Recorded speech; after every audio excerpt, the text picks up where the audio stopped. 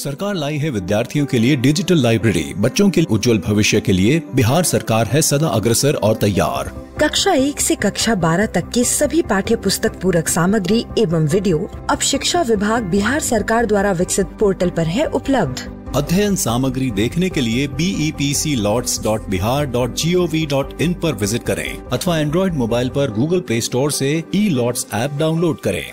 शिक्षकों, अभिभावकों एवं बच्चों से अनुरोध है कि इस ई-लाइब्रेरी का अधिक से अधिक लाभ उठाएं और अपनी पढ़ाई जारी रखें। हेलो बच्चों, कैसे हो आप सब? एक बार फिर से आप सभी का स्वागत है बिहार सरकार के मेरा दूरदर्शन मेरा विद्यालय कार्यक्रम में। बच्चों, हम उम्मीद करते हैं कि आप सभी अपने घर पर सुरक्षित होंगे और अच्छे से पढ़ाई कर रहे होंगे। कर रहे हैं ना बच्चों? हाँ, पढ़ाई करना बहुत आवश्यक है, तो सभी लोग अच्छे से पढ़ाई कीजिएगा। और याद तो होगा ही आप सभी को क्या करना होता है एपिसोड देखने के बाद। एपिसोड देख लेने के बाद आपको अपने किताब से सवालों को हल करना होता है। तो अपना कॉपी और कलम ले लीजिए बच्चों और हो जाइए तैयार। हम शुरू करते हैं आज का एपिसोड। आज के एपिसोड की शुरुआत हम कक्षा 11 की पढ़ाई के साथ करेंगे, जिसमें हम गणित में सबसे पहले समुच्चय पाठ को पढ़ेंगे, यानी सेट्स को पढ़ेंगे। उसके बाद बायोलॉजी यानी कि जीव विज्ञान में जीव जगत का वर्गीकरण देखेंगे, यानी क्लासिफिकेशन ऑफ लिविंग वर्ल्ड। इसके बाद हम कक्षा 12 की पढ़ाई शुरू करते हुए गणित में एक नया पाठ शुरू करेंगे, जिसका नाम है प्रतिलोम त्रिकोणमितीय फलन, यानी इनवर्स ट्रिग्नोमेट्रिक फंक्शन। के बाद हम बायोलॉजी में जीवों में जनन यानी कि ह्यूमन रिप्रोडक्शन के बारे में पढ़ेंगे। चलिए बच्चों, शुरू करते हैं आज के एपिसोड को।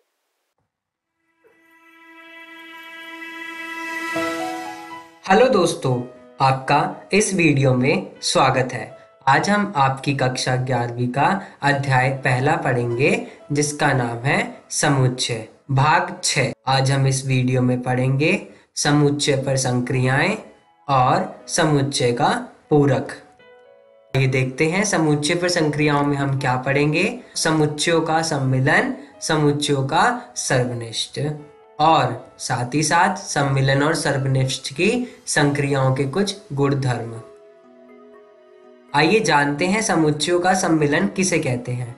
सम्मिलन वह समुच्चय है जिसमें A के सभी अवयवों के साथ B के सभी अवयव हों तथा उभयनिष्ठ अवयवों को केवल एक बार लिया गया हो। U का प्रयोग सम्मिलन को निरूपित करने के लिए किया जाता है। मतलब हमारे पास एक समुच्चय है A और एक समुच्चय है B। उन दोनों के अवयवों को एक साथ लिखने पर वो हमें समुच्चयों के सम्मिलन को दर्शाते हैं तथा उभयनिष्ठ अवयवों को केवल एक बार लिया गया हो। समुच्चयों का सम्मिलन करते समय जो उभयनिष्ठ अवयव हैं, उभयनिष्ठ अवयव का मतलब जो अवयव दो बार लिखे गए हैं, जो अवयव समुच्चय A में भी है और जो अवयव समुच्चय B में भी है, उन दोनों अवयवों को खाली एक बार लिया गया हो, उसे हम उभयनिष्ठ अवयव कहते हैं। और हम लोग सम्मिलन को निरूपित करने के लिए इस साइन का प्रयोग करते हैं। ओके दोस्तों, आइए उदाहरण के माध्यम से जानते हैं। माना हमारे पास एक समुच्चय है A 2 4 6 8 और एक समुच्चय है B 6 8 10 12।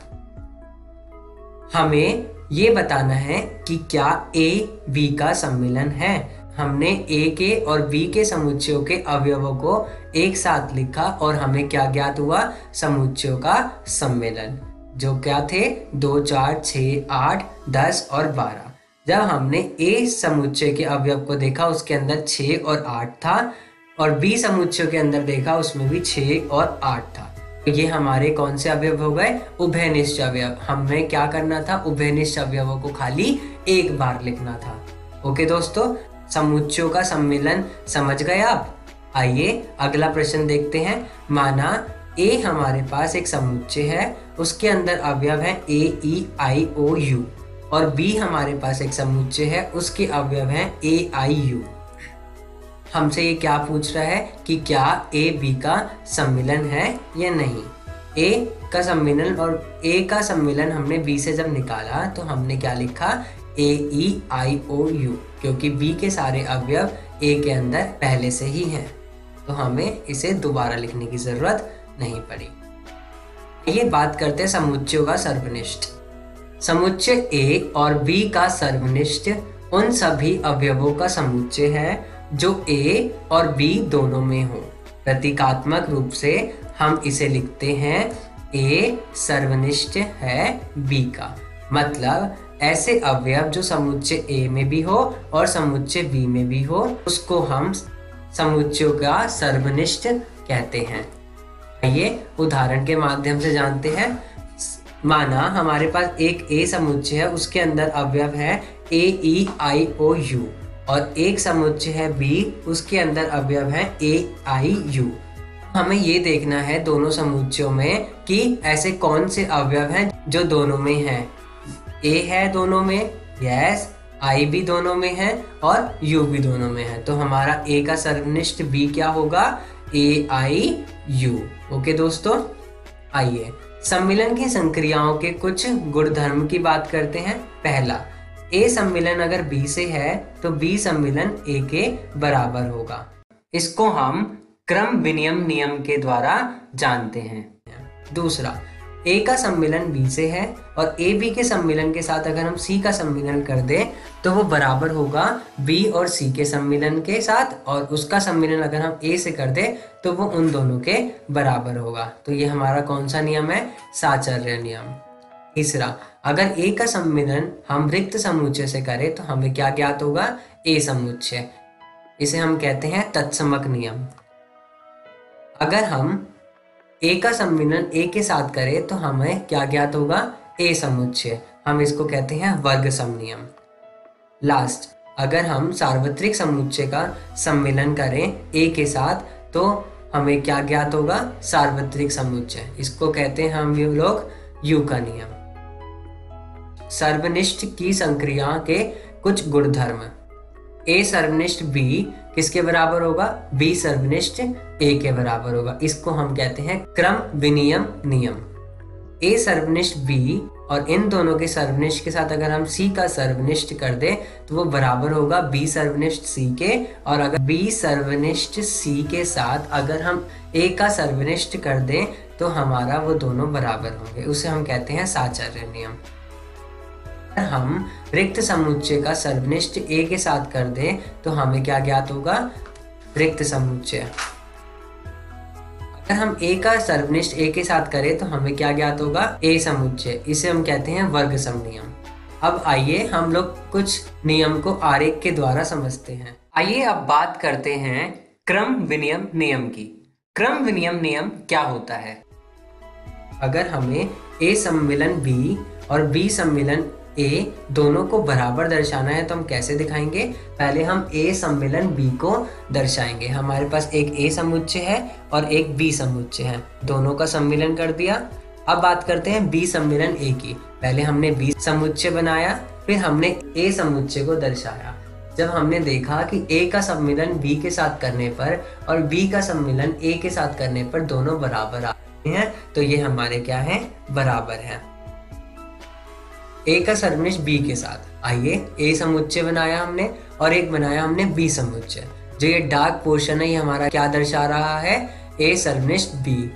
ऐसे ही अगर ए सर्वनिष्ठ सी चाहिए हमें तो हमें कैसे पता चलेगा, ए का समुच्चय बनाया फिर सी का बनाया, और जो ये बीच वाला पोर्शन है डार्क वाला ये हमें क्या दर्शा रहा है, ए सर्वनिष्ठ सी। बात करते हैं ए सर्वनिष्ठ बी और ए सर्वनिष्ठ सी का सम्मिलन। पहले हमें ये क्या दिखाना है, ए सर्वनिष्ठ बी। ए और बी में ऐसे कौन सा जगह है जो ए और बी में दोनों में आ रहा है, तो ये जो येलो वाला पोर्शन है और ये हल्का ग्रीन वाला पोर्शन है वो हमें क्या दिखा रहा है, ए सर्वनिष्ठ बी। ऐसे अब हमें क्या दर्शाना है, ए सर्वनिष्ठ सी, एक ऐसा पोर्शन जो ए में भी है और सी में भी है। तो ये हल्का पीला कलर और पीला कलर हमें क्या दर्शा रहा है, ए सर्वनिष्ठ सी। अब हमें इन दोनों का सम्मिलन दर्शाना। अगर हमें दोनों के सम्मिलन को दर्शाना है तो सारी जगह आ जाएगी जहां पे हमने कलर किया हुआ है। जैसे ये सारी जगह, ये हमारी क्या दर्शाएंगी, ए सर्वनिष्ठ बी और ए सर्वनिष्ठ सी के सम्मिलन को। ओके दोस्तों, आइए अब बात करते हैं समुच्चय का अंतर क्या होता है। माना हमारे पास एक ए समुच्चय है 1 2 3 4 5 6 और एक समुच्चय है बी 2 4 6 8। हमें ज्ञात करना है क्या a माइनस बी क्या होगा, कि a माइनस बी, ए समुच्चय को अगर हम b में से घटा दें तो हमें क्या ज्ञात होगा। जब हमने एक समुच्चय के अंदर से b के समुच्चय के अवयवों को हटाया तो हमें ज्ञात हुआ 1 3 और 5। कैसे, a के समुच्चय कौन कौन से थे, 1 2 3 4 5 6। b समुच्चय के अवयव कौन कौन से थे, 2 4 6 और 8। जब हमने बी समुच्चय के अवयव 2 4 6 8 हटाए ए समुच्चय में से तो हमें क्या ज्ञात हुआ, 1 3 और 5। ओके दोस्तों, अवयव 1 2 3 समुच्चय ए में है किंतु बी में नहीं है, तथा बी को अगर हम ए से घटाएंगे तो समुच्चय 8 ए में नहीं है, तो हमारे पास क्या बचेगा, अवयव 8। आइए बात करते हैं समुच्चय का पूरक, जिसको हम इंग्लिश में कॉम्प्लीमेंट ऑफ सेट कहते हैं। यदि ए सार्वत्रिक समुच्चय U का एक उपसमुच्चय है तो इसका पूरक A भी U का एक उपसमुच्चय होता है। और हम इसको कैसे दर्शाते हैं, A पूरक के द्वारा। हम ये भी कह सकते हैं कि A में U पूरक है। अगर हमारे पास सार्वत्रिक समुच्चय है 1 2 3 4 5 6 7 8 9 10, हमारे पास एक A समुच्चय है जिसके अवयव है 1 3 5 7 9, तो हमारा A पूरक कैसे निकालेंगे, हम U में से सार्वत्रिक समुच्चय में से A के समुच्चय को घटा देंगे। 1 घटाया, 3 घटाया, 5 घटाया, 7 घटाया, 9 घटाया, तो हमारे पास क्या ज्ञात हुआ, 2 4 6 8 और 10। 6 4 ये 2 4 6 8 और 10 हमारे क्या हो गया, A का पूरक। आइए इसको हम लोग चित्र के अनुसार समझते हैं। हमारे पास एक A समुच्चय है 1 3 5 7 9 और हमारे पास एक सार्वत्रिक समुच्चय है 1 2 3 4 5 6 7 8 9 10। इसमें से जब हमने सार्वत्रिक समुच्चय को चित्र में दर्शाया तो हमने वो सारे अवयव नहीं लिखे जो A समुच्चय में थे, तो हमारे पास कौन कौन से अवयव बच गए, 2 4 6 8 और 10। तो ये हमारे क्या हो जाएगा, ये सारा लाल वाला भाग क्या हो जाएगा, हमारा A पूरक। 2 4 6 8 और 10। पूरकों के कुछ गुणधर्म की बात करते हैं बच्चों। द्विपूरक नियम। द्विपूरक नियम क्या होता है, अगर हम A पूरक का एक बार और पूरक कर दे तो हमें क्या ज्ञात होगा, A समुच्चय। दूसरा, हमारा रिक्त समुच्चय U पूरक के बराबर होता है और U पूरक हमारा रिक्त समुच्चय के बराबर होता है। और तीसरा, अगर हम लोग A का सर्वनिष्ठ B के साथ करें और उनका पूरक कर दें तो हमें क्या ज्ञात होगा, A पूरक और B पूरक का सम्मिलन। पूरक नियम। पूरक नियम हमारा क्या होता है, अगर हम A का सम्मिलन A पूरक के साथ करें तो हमें सार्वत्रिक समुच्चय ज्ञात होगा, और अगर हम A का सर्वनिष्ठ A पूरक के साथ करें तो हमें रिक्त समुच्चय ज्ञात होगा। डी मॉर्गन्स नियम क्या कहता है, ये कहता है कि अगर हम A का सम्मिलन B, उन दोनों का पूरक बराबर होगा हमारे A के पूरक के बराबर और सर्वनिष्ठ B पूरक के बराबर। दूसरा, A सर्वनिष्ठ B का अगर हम पूरक करते हैं तो हमें A पूरक सम्मिलन B पूरक ज्ञात होगा। आज हमने इस वीडियो में क्या सीखा दोस्तों, समुच्चय का सम्मिलन, समुच्चय का सर्वनिष्ठ, सम्मिलन और सर्वनिष्ठ की संक्रियाओं के कुछ गुणधर्म, समुच्चय का पूरक और पूरकों के कुछ गुणधर्म। अगर आपको और विस्तार से जानना है तो आप अपनी एनसीईआरटी की कक्षा 11वीं की बुक का भी प्रयोग कर सकते हैं। धन्यवाद दोस्तों। हेलो दोस्तों, आपका इस वीडियो में स्वागत है। आज हम आपकी क्लास 11वीं का अध्याय 1 पढ़ेंगे जिसका नाम है समुच्चय।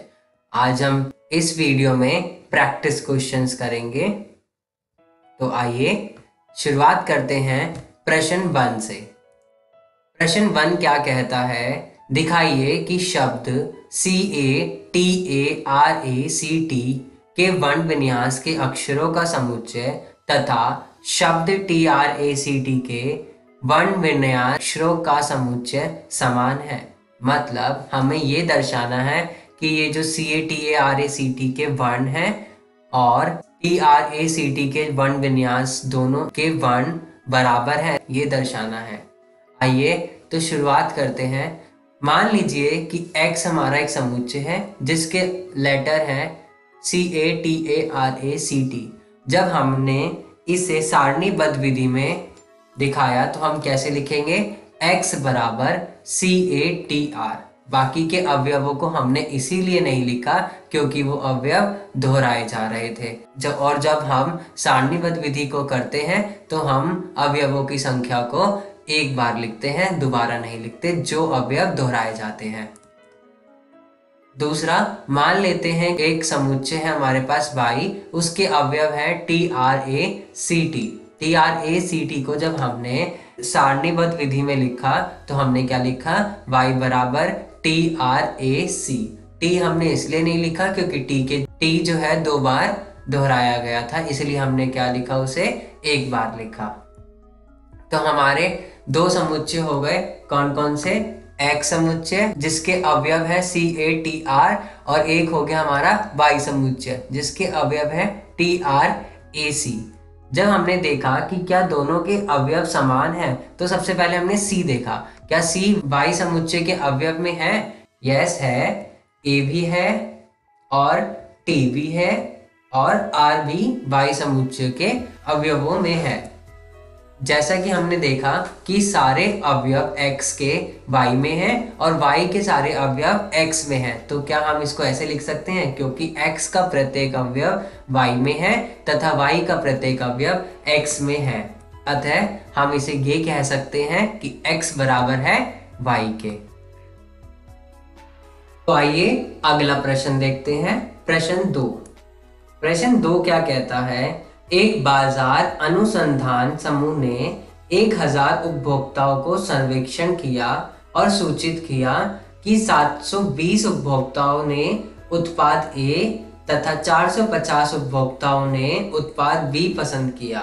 दोनों उत्पादों को पसंद करने वाले उपभोक्ताओं की न्यूनतम संख्या क्या है? मतलब एक बाजार अनुसंधान समूह ने 1000 उपभोक्ताओं को सर्वेक्षण किया और बताया कि 720 जो उपभोक्ता हैं वो उत्पाद A को पसंद करते हैं और 450 उपभोक्ता जो हैं वो उत्पाद B को पसंद करते हैं। हमें ये दर्शाना है कि उत्पाद A और उत्पाद B दोनों को पसंद करने वाले उपभोक्ताओं की न्यूनतम संख्या क्या है। आइए देखते हैं। मान लीजिए कि U जो है हमारे पास सर्वेक्षण उपभोक्ताओं का एक समुच्चय है। सर्वेक्षण उपभोक्ता कितने हैं? 1000। और जो S है उन उपभोक्ताओं का समुच्चय है जिन्होंने उत्पाद A को पसंद किया है और जो T है यहाँ पर उन उत्पादों का समुच्चय है जिन्होंने उत्पाद B को पसंद किया है। आइए देखते हैं हमें क्या क्या दिया हुआ है। यहाँ पे NU सर्वेक्षण किए गए सभी उपभोक्ताओं की संख्या कितनी है? 1000। और NS क्या दर्शा रहा है? NS उन उपभोक्ताओं को दर्शा रहा है जो उत्पाद A को पसंद करते हैं। वो कितने हैं? 720। NT उन उपभोक्ताओं को दर्शा रहा है जो लोग उत्पाद B को पसंद करते हैं। वो कितने हैं? 450। इस प्रकार हम इस सूत्र का प्रयोग करते हैं। NS सम्मिलन T बराबर NS plus NT minus NS सर्वनिष्ठ T।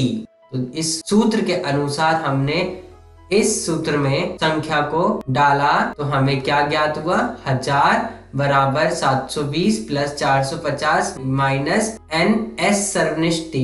NS सर्वनिष्ठ T बराबर कितना आया? 170। मतलब वो लोग हैं जो उत्पाद A को और उत्पाद B को दोनों को पसंद करते हैं। वो कितने हमारे? 170। तो हम ये लिख सकते हैं कि दोनों उत्पादों को पसंद करने वाले उपभोक्ता की न्यूनतम संख्या 170 है। आइए देखते हैं प्रश्न 3। प्रश्न 3 क्या कहता है? एक महाविद्यालय में फुटबॉल के लिए 38, बास्केटबॉल के लिए 15 और क्रिकेट के लिए 20 पदक प्रदान किए गए। यदि ये पदक कुल 58 लोगों को मिले और केवल 3 लोगों को तीनों खेलों के लिए मिले, तो कितने लोगों को 3 में से ठीक ठीक 2 के लिए मिलेंगे? मतलब एक महाविद्यालय में पदक प्रदान किए गए। कौन कौन से खेलों में? फुटबॉल में 38, बास्केटबॉल में 15 और क्रिकेट में 20। और ये पदक कुल 58 लोगों को मिले, जिनमें से 3 लोग ऐसे थे कि उनको तीनों ही खेलों में पदक प्रदान हुए।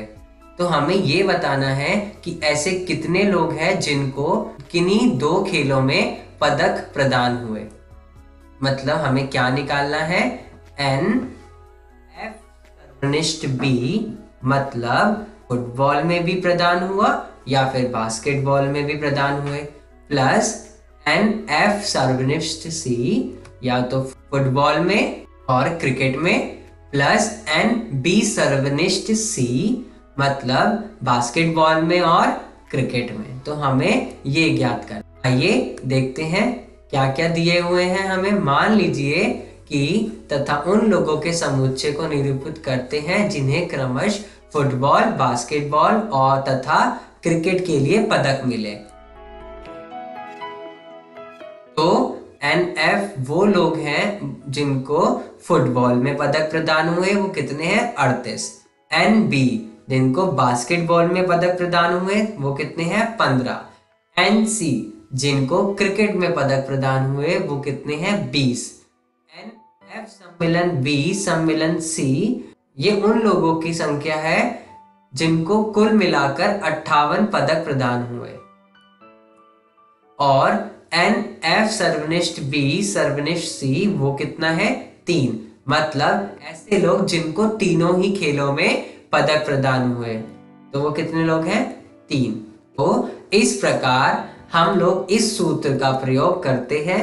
NF सम्मिलन B सम्मिलन C बराबर NF plus NB plus NC minus NF सर्वनिष्ठ B minus NF सर्वनिष्ठ C minus NB सर्वनिष्ठ C plus NF सर्वनिष्ठ B सर्वनिष्ठ C। जब हमने इस सूत्र में संख्या को डाला तो हमें क्या ज्ञात हुआ? 58 बराबर 38 plus 15 plus 20 minus NF सर्वनिष्ठ B minus NF सर्वनिष्ठ C minus NB सर्वनिष्ठ C plus 3।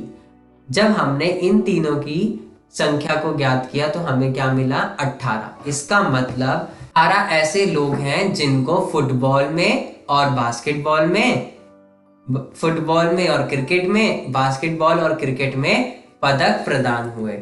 Okay दोस्तों, आइए प्रश्न 4 करते हैं। प्रश्न 4 क्या कहता है? एक सर्वेक्षण में पाया गया कि 21 लोग उत्पाद A, 26 लोग उत्पाद B, 29 लोग उत्पाद C को पसंद करते हैं। यदि 14 लोग उत्पाद A तथा B को, 12 लोग उत्पाद C तथा A को, 14 लोग उत्पाद B तथा C को और 8 लोग तीनों ही उत्पादों को पसंद करते हैं, ज्ञात कीजिए कि कितने लोग केवल उत्पाद C को पसंद करते हैं। मतलब एक सर्वेक्षण हुआ और उसमें पाया गया कि 21 लोग उत्पाद A को पसंद करते हैं और 26 लोग उत्पाद B को पसंद करते हैं, 29 लोग उत्पाद C को पसंद करते हैं और 14 लोग ऐसे हैं जो उत्पाद A को और B को दोनों को पसंद करते हैं। 12 लोग ऐसे हैं जो उत्पाद C और A को पसंद करते हैं। 14 लोग ऐसे हैं जो उत्पाद B और C को पसंद करते हैं और 8 लोग ऐसे हैं जो तीनों ही उत्पादों को पसंद करते हैं। तो हमें खाली उन लोगों की संख्या को ज्ञात करना है जो खाली उत्पाद C को पसंद करते हैं। आइए इसको वेन आरेख के माध्यम से समझते हैं। सबसे पहले हम देखते हैं प्रश्न के अनुसार हमें क्या क्या दिया हुआ है। NA उन लोगों की संख्या है जो उत्पाद A को पसंद करते हैं, वो कितनी है 21। NB जो उत्पाद B को पसंद करते हैं वो है 26। NC जो उत्पाद C को पसंद करते हैं वो है 29। NA सर्वनिष्ठ B जो दोनों उत्पाद को पसंद करते हैं A और B को। NC सर्वनिष्ठ A ये उन लोगों की संख्या है जो C और A के उत्पाद को पसंद करते हैं, वो कितनी है 12। NB सर्वनिष्ठ C वो कितनी है 14 जो उत्पाद B को पसंद करते हैं और C को भी। NA सर्वनिष्ठ B सर्वनिष्ठ C बराबर 8 ये उन लोगों की संख्या है जो तीनों उत्पाद को पसंद करते हैं। तो आइए जब हम इसे वेन आरेख के माध्यम से समझेंगे तो हमने क्या देखा, A B C हमारे पास 3 उत्पाद हैं। यहाँ पर A और B को पसंद करने वाले कितने लोग हैं 14।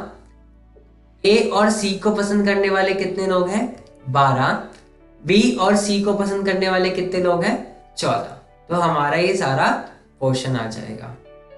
और जो लोग तीनों उत्पादों को पसंद करते हैं उनकी संख्या है 8, यानी ये। अब हमें ऐसे लोग निकालने हैं जो A उत्पाद और B उत्पाद को पसंद करते हैं लेकिन C उत्पाद को नहीं करते। तो हम क्या करेंगे, इस 14 में से 8 को माइनस कर देंगे, कितना आ जाएगा 6। अब हमें ऐसे लोग निकालने हैं जो उत्पाद A और C को पसंद करते हैं लेकिन B को नहीं करते। तो हम 12 में से 8 घटा देंगे तो हमें मिल जाएगा 4 यहाँ पर। अब हम ऐसे लोग निकालेंगे जो B और C को पसंद करते हैं लेकिन उत्पाद A को पसंद नहीं करते। तो हम 14 में से इस 8 को घटा देंगे तो हमें क्या मिल जाएगा 6। अब हमें ये सारी संख्या ज्ञात हो गई। अब हमें प्रश्न में ये पूछा था कि हमें ऐसे लोगों की संख्या निकालनी है जो उत्पाद C को पसंद करते हो। उत्पाद C को कितने लोग पसंद करते हैं पहले ये देखते हैं, 29 लोग पसंद करते हैं। अगर मैं 29 में से ये 4 और 8 और 6 घटा दूं, क्योंकि ये ऐसे लोग हैं जो A में भी आ रहे हैं और B में भी आ रहे हैं और A और B दोनों में आ रहे हैं।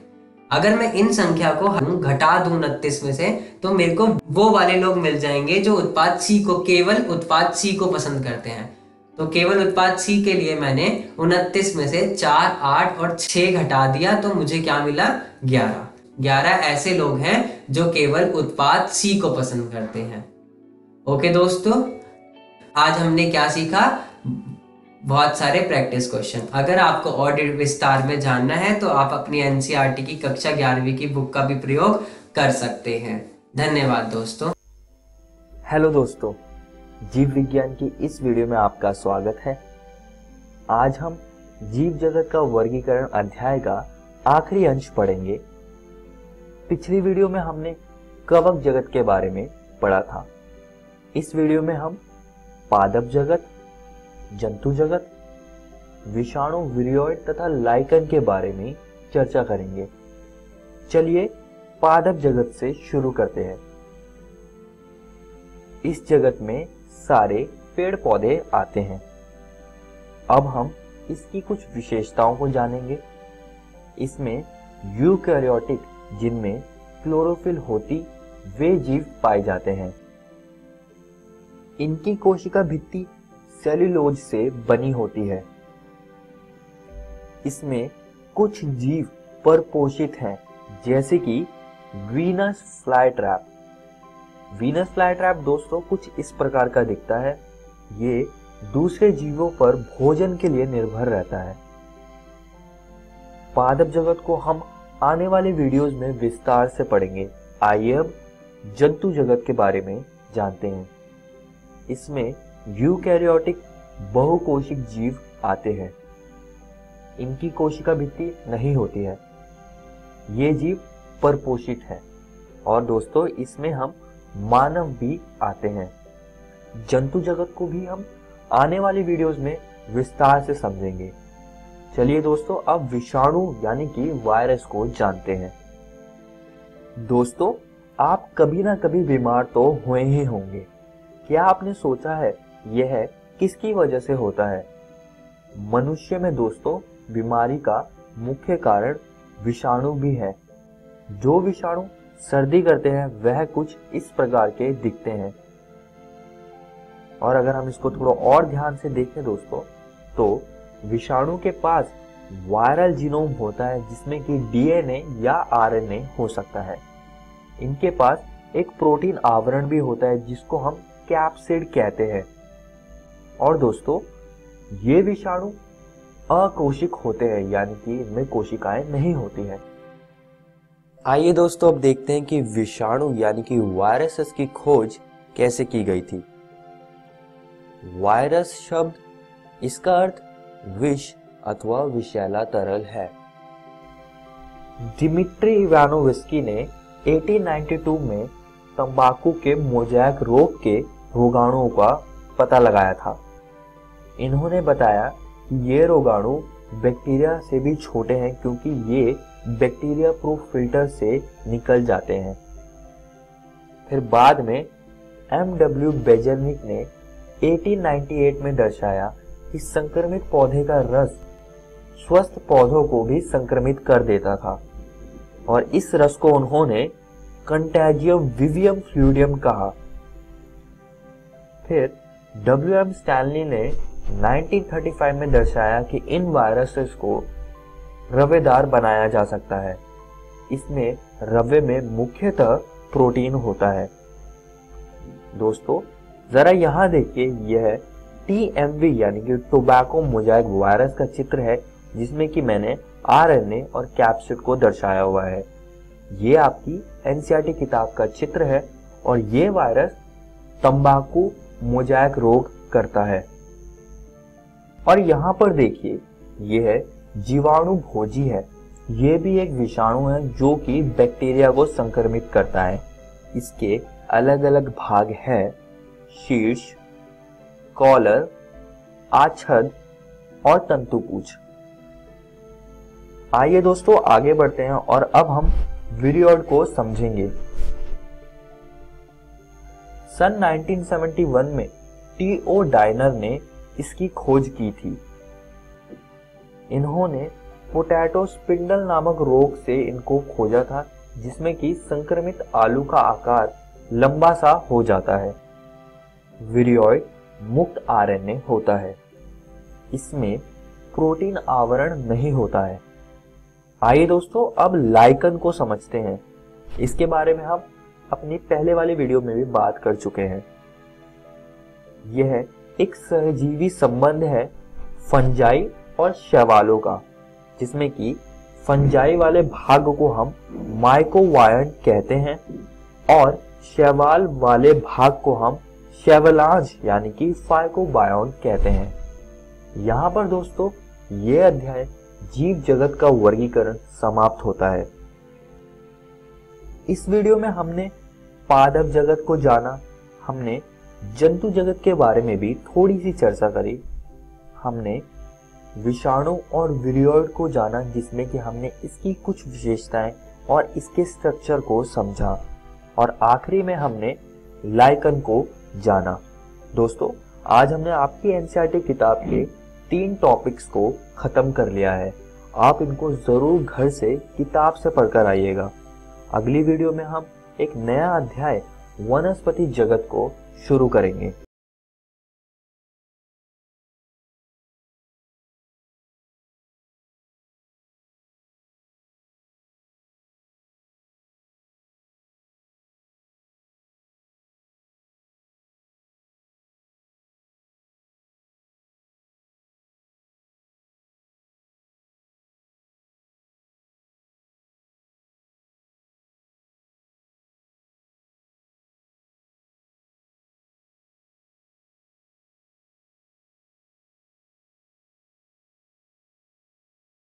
नमस्कार दोस्तों, प्रतिलोम त्रिकोणमितीय फलन के भाग 1 के वीडियो में आपका स्वागत है। तो चलिए जानते हैं इसमें हम क्या पढ़ेंगे। प्रतिलोम फलन तथा मुख्य मान शाखा। तो चलिए शुरू करते हैं प्रतिलोम फलन की परिभाषा से।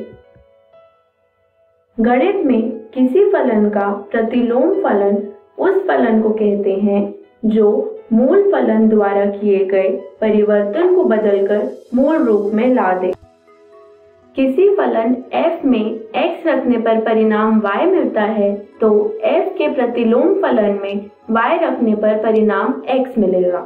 f of x बराबर है y के अगर g ऑफ y बराबर है x के।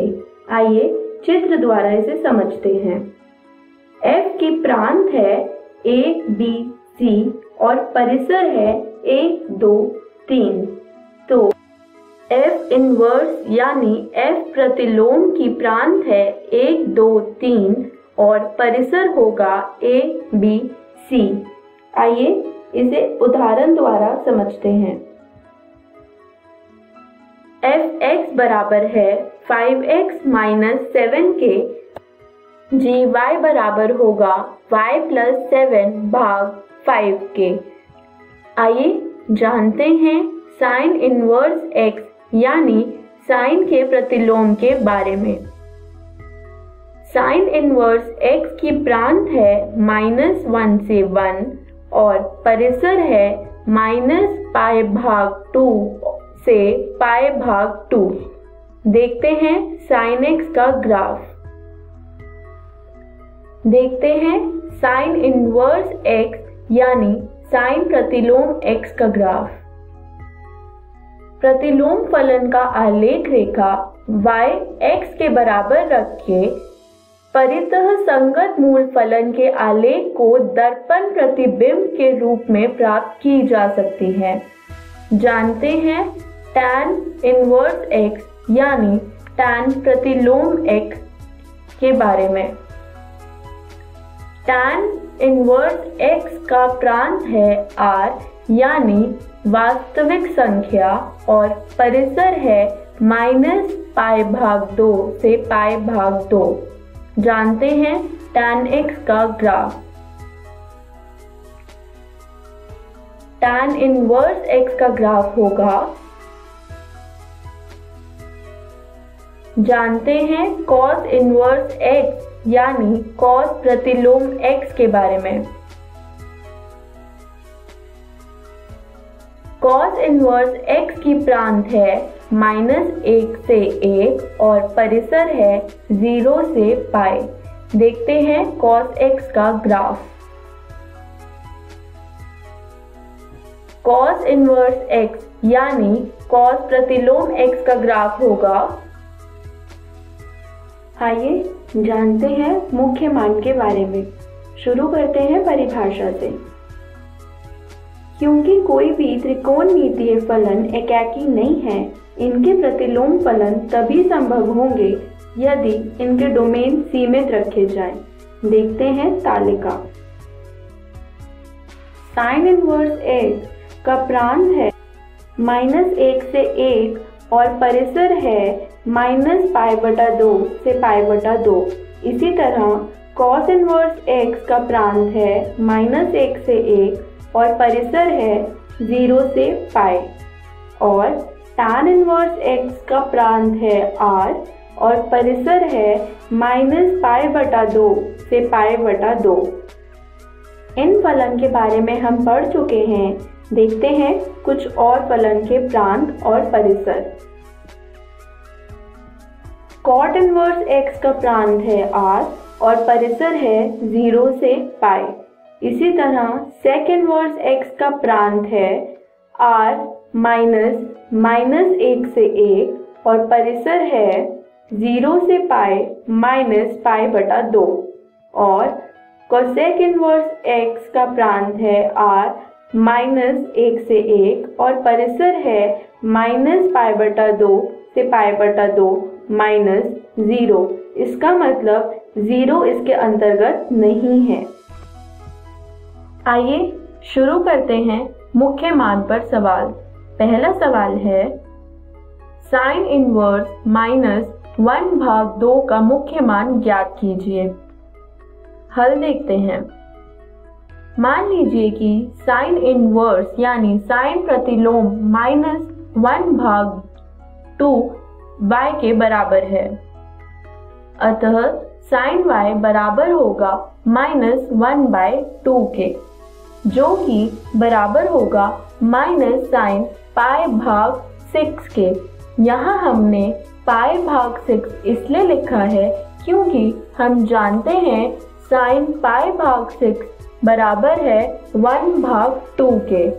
जो कि बराबर होगा साइन माइनस पाई भाग 6 के। यहाँ हम माइनस पाई भाग 6 इसलिए लिखा है क्योंकि हमें ज्ञात है कि साइन इनवर्स x यानी साइन प्रतिलोम x की मुख्य शाखा का परिसर माइनस पाई भाग 2 से पाई भाग 2 होता है, जो कि इसके अंतर्गत आएगा। और साइन माइनस पाई भाग 6 बराबर है माइनस 1 भाग 2 के। इसलिए साइन इनवर्स माइनस 1 भाग 2 का मुख्य मान है माइनस पाई बाय 6। देखते हैं अगला प्रश्न। tan इनवर्स माइनस वर्गमूल 3 का मुख्य मान ज्ञात कीजिए। देखते हैं हल। मान लीजिए कि tan इनवर्स माइनस वर्गमूल 3 बराबर है y के, अतः tan y बराबर होगा माइनस वर्गमूल 3 के, जो कि बराबर होगा माइनस tan पाई भाग 3 के। यहाँ हमने पाई भाग 3 इसलिए लिखा है क्योंकि हम जानते हैं tan पाई भाग 3 बराबर है वर्गमूल 3 के, जो कि बराबर होगा tan माइनस पाई भाग 3 के। क्योंकि हमें ज्ञात है tan इनवर्स x की मुख्य शाखा का परिसर माइनस पाई भाग 2 से पाई भाग 2 होता है और माइनस पाई बाय 3 इसके अंतर्गत आता है। और tan inverse minus pi by 3 minus वर्गमूल 3 के बराबर है।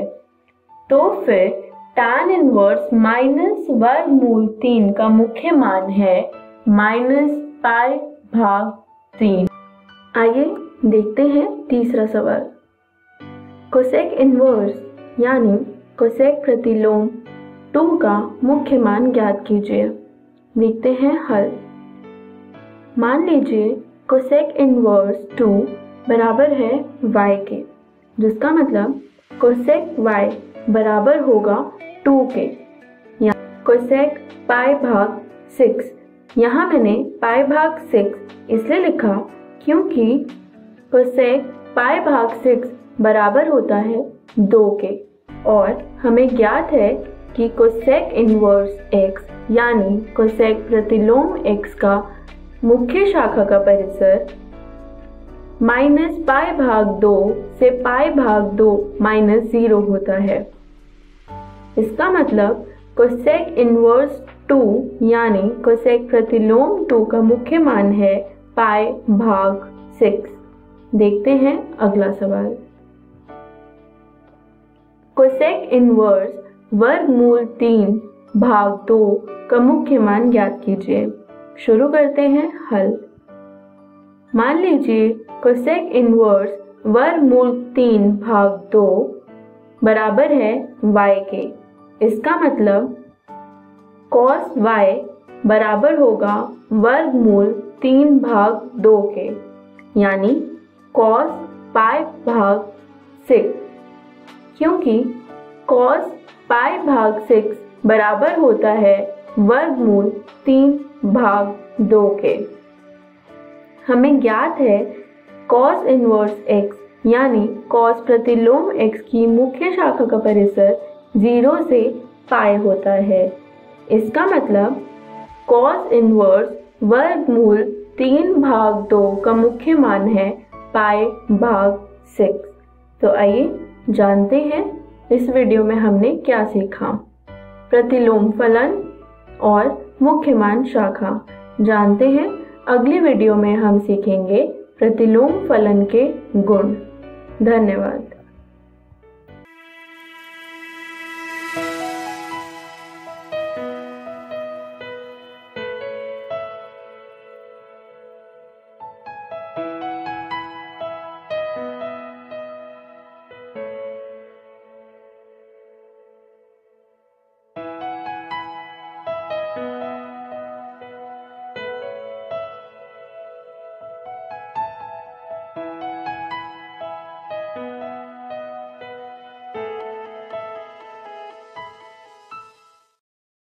हेलो दोस्तों, आज हम जानेंगे कि आपके इस अध्याय मानव जनन से आपसे किस प्रकार के प्रश्न परीक्षा में पूछे जा सकते हैं। पहला प्रश्न है, वृषण तथा अंडाशय के बारे में प्रत्येक के दो प्रमुख कार्यों का वर्णन करें। तो ये प्रश्न दोस्तों एकदम सीधा साधा सा है कि इसमें आपसे वृषण और अंडाशय के 2 प्रमुख कार्यों को पूछा है, तो आपको वही इसके उत्तर में लिख देने हैं। तो आइए इसका उत्तर हम जान लेते हैं। वृषण नर के प्राथमिक लैंगिक जननांग है।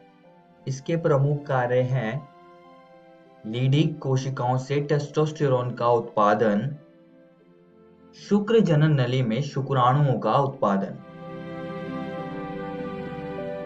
अंडाशय स्त्री के प्राथमिक लैंगिक जननांग है। इसके प्रमुख कार्य है अंडाशय हार्मोन का उत्पादन, अंडाणु का उत्पादन। चलिए दूसरे प्रश्न की ओर चलते हैं। शुक्राणु जनन की प्रक्रिया के नियमन में शामिल हार्मोन के नाम बताएं। अब दोस्तों शुक्र जनन प्रक्रिया को जो भी हार्मोन नियंत्रित करते हैं, आपको उन हार्मोन के बारे में यहाँ पे बताना है। तो आइए अब इसका उत्तर हम जान लेते हैं। शुक्र जनन प्रक्रिया किशोरावस्था यानी कि यौवन आरंभ से होने लगती है, क्योंकि इस दौरान गोनाडोट्रोपिन रिलीजिंग हार्मोन के स्रवण में काफी वृद्धि हो जाती है। गोनाडोट्रोपिन रिलीजिंग हार्मोन के स्तर में वृद्धि के कारण यह अग्र पीयूष ग्रंथि यानी कि एंटीरियर पिट्यूटरी ग्लैंड पर कार्य करता है। ल्यूटिनाइजिंग हार्मोन LH और फॉलिकल स्टिमुलेटिंग हार्मोन FSH का स्रवण होता है। LH लीडी कोशिकाओं पर कार्य करता है और पुंजनों के संश्लेषण और स्रवण को उद्दीपित करता है। इसके बदले में पुंजन शुक्राणु जनन की प्रक्रिया को उद्दीपित करता है। FSH सर्टोली कोशिकाओं पर कार्य करता है और कुछ घटकों के स्रवण को उद्दीपित करता है, जो शुक्राणु जनन की प्रक्रिया में सहायता करते हैं। तीसरा प्रश्न है, निम्नलिखित के कार्य बताएं। पहला है पित्तपिंड, गर्भाशय अंतःस्तर, अग्रपिंडक, शुक्राणु पुच्छ और झालर। तो दोस्तों ऐसे प्रश्नों में आपको शब्द दिए हुए हैं और आपको इसके कार्य लिखने हैं। तो सीधा सा प्रश्न है आपको और आपको इसका आंसर भी एक एक करके इन शब्दों का लिखना है। पहला शब्द है पित्तपिंड। पित्तपिंड प्रोजेस्टेरॉन की बड़ी मात्रा को स्रावित करता है, जो गर्भाशय अंतःस्तर के रखरखाव के लिए आवश्यक है। दूसरा शब्द है गर्भाशय अंतःस्तर। यह गर्भाशय की भीतरी परत है, जो कि मनुष्यों और कुछ अन्य स्तनधारियों में मासिक धर्म के दौरान नष्ट हो जाती है। यह निषेचित अंडाणु और अन्य गर्भावस्था गतिविधियों के अंतरोपण के लिए भी आवश्यक है। अगला शब्द है अग्रपिंडक। अग्रपिंडक एंजाइम से भरा होता है, जो अंडाणु के निषेचन में मदद करता है। शुक्राणु पुच्छ। यह शुक्राणुओं को गति प्रदान करता है। और आखिरी है झालर। यह अंडोत्सर्ग के बाद अंडाणु को पकड़ने में मदद करता है। आइए अब अगले प्रश्न की ओर चलते हैं, जो कि है पुरुष की सहायक नलिकाओं एवं ग्रंथियों के प्रमुख कार्य क्या हैं। दोस्तों ये प्रश्न में सीधा सीधा है, तो आइए इसका उत्तर हम जान लेते हैं। पुरुष सहायक नलिकाओं के प्रमुख कार्य हैं शुक्राणु परिवहन में सहायता, शुक्राणुओं का अस्थायी भंडारण। पुरुष सहायक ग्रंथियों का स्राव सेमिनल प्लाज्मा का निर्माण करता है। ये स्राव fructose, ascorbic acid, citrate, calcium, कुछ अन्य एंजाइम और प्रोस्टाग्लैंडिन्स में समृद्ध है। ये स्राव तैरने के लिए शुक्राणुओं को पोषण और सक्रिय करते हैं। पांचवा प्रश्न है पुरुष जनन तंत्र का एक नामांकित आरेख बनाएं। तो इसमें आपको पुरुष जनन तंत्र का चित्र बना देना है, जो कि ऐसा आपको कुछ बनाना है और उसको आपको नामांकित कर देना है। आइए दोस्तों अगले प्रश्न की ओर चलते हैं, जो कि है दोस्तों आपको ऐसे प्रश्न कई बार पूछे जाएंगे जहां पर आपको कोई चित्र दे दिया जाएगा और उसके बारे में आपसे पूछेंगे। जैसे कि इसमें पूछा गया है कि इस अवस्था को पहचाने, और दूसरे में पूछा है कि ए और बी संरचना का नाम बताएं। तो आपको इसको कुछ इस तरीके से लिखना है। यहाँ पर देखिएगा, पहले आपको पहले प्रश्न का उत्तर लिख देना है कि ये जो संरचना थी वो कोरक पुट्टी थी, और फिर बाद में आपको ए और बी संरचना के बारे में लिखना है कि ए अंतर कोशिका समूह है और बी कोश कोरक है। बस इतना आपको लिख देना है। 7वां प्रश्न है, आर्तव चक्र क्या है? आर्तव चक्र का कौन से हार्मोन नियमन करते हैं? तो इसमें आपको आर्तव चक्र के बारे में पूछा गया है और इसमें जो हार्मोन इसको नियंत्रित करते हैं उसके बारे में आपसे पूछा गया है। तो आपको वही इसके उत्तर में लिख देना है। आइए इसका उत्तर अब हम जान लेते हैं। मादा प्राइमेटो यानी बंदर, कपी एवं मनुष्य आदि में होने वाला जनन चक्र को आर्तव चक्र या सामान्य जनों की भाषा में मासिक धर्म या माहवारी कहते हैं। प्रथम ऋतुस्राव या रजोधर्म की शुरुआत यौवनारंभ पर शुरू होती है, जिसे रजोदर्शन कहते हैं। स्त्रियों में यह आर्तव चक्र प्रायः 28 से 29 दिनों की अवधि के बाद दोहराया जाता है। इसलिए एक रजोधर्म से दूसरे रजोधर्म के बीच घटना चक्र को आर्तव चक्र कहा जाता है। आर्तव चक्र को नियंत्रित करने वाले हार्मोन हैं ल्यूटिनाइजिंग हार्मोन यानी कि LH, फॉलिकल स्टिमुलेटिंग हार्मोन यानी कि FSH, एस्ट्रोजन और प्रोजेस्टेरॉन। अगला प्रश्न है, शुक्राणु जनन एवं वीर्य सेचन की परिभाषा लिखें। तो इसमें आपसे इन दोनों शब्दों की परिभाषा पूछी गई है, तो आपको वही इसके उत्तर में सीधे तरीके से लिख देनी है। पहले हम शुक्राणु जनन की लिखेंगे। शुक्राणु जनन शुक्राणु के परिपक्व शुक्राणु में परिवर्तन की प्रक्रिया है। वीर्य सेचन प्रक्रिया द्वारा शुक्राणु शुक्रजनक नलिकाओं से मोचित होते हैं। अगला प्रश्न है, शुक्राणु का एक नामांकित आरेख बनाएं। अब ऐसे प्रश्नों में आपको शुक्राणु का चित्र बना देना है और उसको आपको नामांकित कर देना है। अगला प्रश्न है, प्रसव क्या है?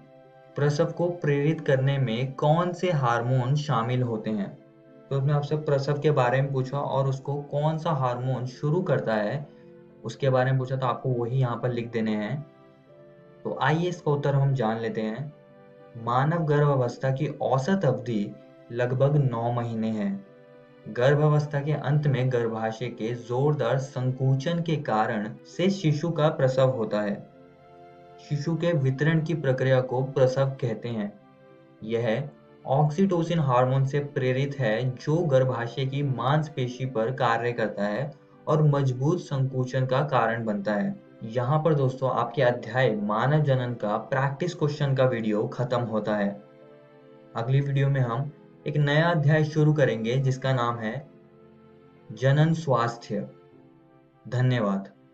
सरकार लाई है विद्यार्थियों के लिए डिजिटल लाइब्रेरी। बच्चों के उज्जवल भविष्य के लिए बिहार सरकार है सदा अग्रसर और तैयार। कक्षा 1 से कक्षा 12 तक की सभी पाठ्य पुस्तक पूरक सामग्री एवं वीडियो अब शिक्षा विभाग बिहार सरकार द्वारा विकसित पोर्टल पर है उपलब्ध। अध्ययन सामग्री देखने के लिए BEPCLOTS.bihar.gov.in पर विजिट करें अथवा एंड्रॉइड मोबाइल पर गूगल प्ले स्टोर से E-LOTS ऐप डाउनलोड करें। शिक्षकों, अभिभावकों एवं बच्चों से अनुरोध है कि इस ई लाइब्रेरी का अधिक से अधिक लाभ उठाएं और अपनी पढ़ाई जारी रखें।